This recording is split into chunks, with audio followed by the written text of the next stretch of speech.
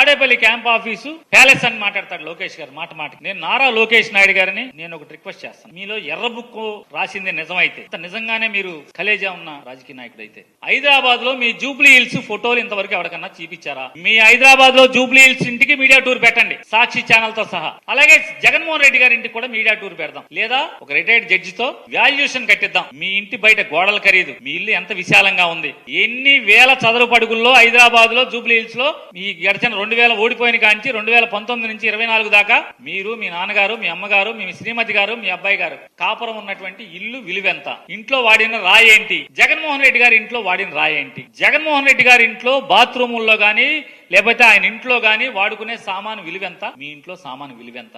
Audit చేద్దాం రండి. నిజంగా మీది ఎర్ర పుస్తకం నిజమైతే ఆడిట్ చేయించండి. మొత్తం మీ ఫోటోలు, మీ ఇంటి ఫోటోలు బయటకు ఎందుకు ఎవరు? పవన్ కళ్యాణ్ గారు కూడా మీ ఇంటికి వస్తే మీ ఇంటి లోపల సోఫాలో కూర్చున్న ఫోటో ఇస్తారు తప్పితే మొత్తం మీ ఇల్లంతా ఎందుకు తీనివ్వరు?